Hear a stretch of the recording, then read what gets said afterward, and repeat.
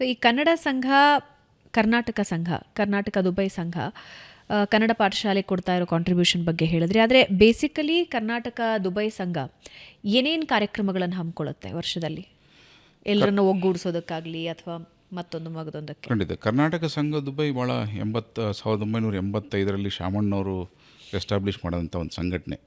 ಅದರಲ್ಲಿ ಭಾಳಷ್ಟು ಜನ ದಿಗ್ಗಜರು ಪ್ರೆಸಿಡೆಂಟ್ಗಳಾಗಿ ತಮ್ಮ ಸೇವೆ ಸಲ್ಲಿಸಿದ್ದಾರೆ. ಸೈಯದ್ ಖಲೀಲ್ ಅವರು ಇರ್ಬೋದು, BR ಶೆಟ್ರ್ ಇರ್ಬೋದು, CR ಶೆಟ್ರು. ಸೊ ಇವರೆಲ್ಲ ಸೇರಿ ಮಾಡುವಂಥ ಒಂದು ಸಂಘಟನೆ. ಸೊ ಆ ಸಂಘಟನೆಯಲ್ಲಿ ನಾನು ಇವಾಗ ಪ್ರಸ್ತುತ ಅಧ್ಯಕ್ಷ 3ನೇ ವರ್ಷದಲ್ಲಿ.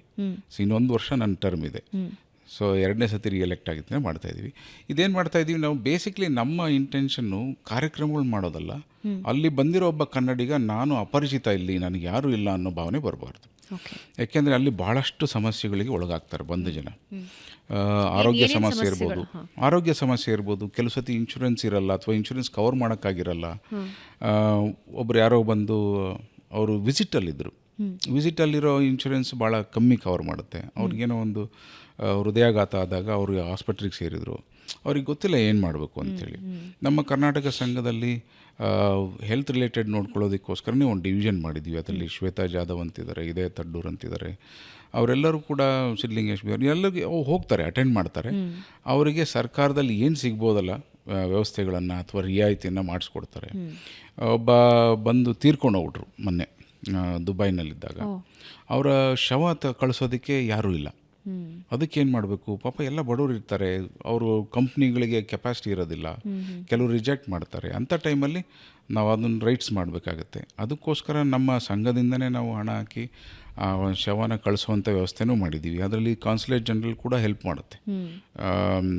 ಕೇಂದ್ರ ಸರ್ಕಾರ ಇದನ್ನು ಭಾಳ ಸೀರಿಯಸ್ಸಾಗಿ ತೊಗೊಂಡಿದೆ. ಒಬ್ಬ ಅನಿವಾಸಿ ಭಾರತೀಯ ಅಲ್ಲಿ ಅನಾಥ ಆಗಬಾರ್ದು ಅನ್ನೋದಿದೆ. ಹಂಗಾಗಿ ಫಂಡ್ ಮಾಡ್ತಾರೆ. ಸೊ ಕರ್ಕೊಂಡು ಹೋಗೋಕ್ಕೆ ಎಲ್ಲ ವ್ಯವಸ್ಥೆನೂ ಕೊಡ್ತಾರೆ. ಈ ರೀತಿಯಾದಂಥ ವ್ಯವಸ್ಥೆಯನ್ನು ನಾವು ಮುಂಚೂಣಿಯಲ್ಲಿ ಇದ್ಕೊಂಡು ಮಾಡ್ತೀವಿ. ಕೆಲವರು ವಿಸಿಟಲ್ಲಿ ಬಂದಿರ್ತಾರೆ, ಕೆಲಸ ಹುಡುಕ್ತಿರ್ತಾರೆ, ಏನೋ ಪ್ರಾಬ್ಲಮಲ್ಲಿ ಸಿಗಾಕೊಂಡಿರ್ತಾರೆ, ಅವರನ್ನು ಪೊಲೀಸಿಗೆ ಕರ್ಕೊಂಡು ಹೋಗ್ತಾರೆ. ಅವ್ರಿಗೆ ಯಾರೂ ಇರೋದಿಲ್ಲ ಟ್ರೇಸ್ ಮಾಡೋದಕ್ಕಾಗಲಿ. ಇಲ್ಲಿಂದ ಫೋನ್ ಬರುತ್ತೆ, ಸರ್ ನನ್ನ ಮಗ ಹಿಂಗೆ ಬಂದುಬಿಟ್ಟಿದ್ದಾನೆ, ಅವನಿಗೆ ಪೊಲೀಸ್ ಕರ್ಕೊಂಡು ಹೋಗಿದ್ದಾರೆ, ಏನಾಗಿದೆ ಗೊತ್ತಿಲ್ಲ.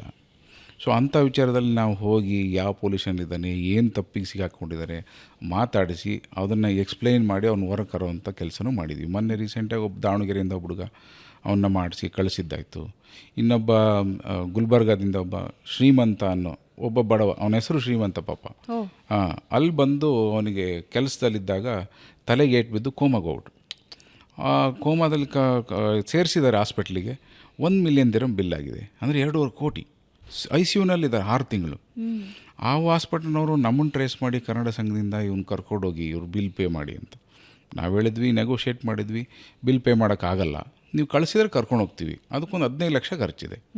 ಯಾಕೆಂದರೆ ICUನಲ್ಲಿ ತೊಗೊಂಡು ಹೋಗಬೇಕು, ಮತ್ತು ಅಲ್ಲಿ ಹೈದ್ರಾಬಾದಿಗೆ ಕರ್ಕೊಂಡೋಗಿ ಅಲ್ಲಿಂದ ಮತ್ತು ICU ಇದೆಲ್ಲ ಖರ್ಚಿತ್ತು.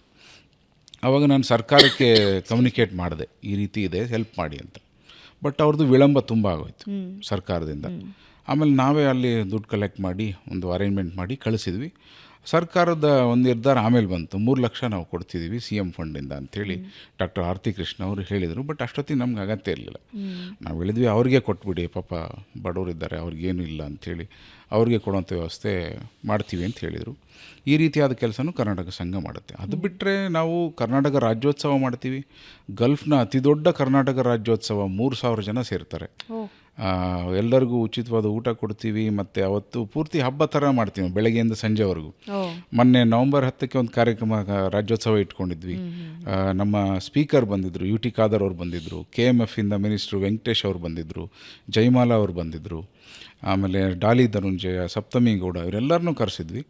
ಎಲ್ಲರೂ ಬಂದಿದ್ರು. ಒಂದು ದೊಡ್ಡ ಹಬ್ಬದ ಥರ ಮಾಡ್ತೀವಿ.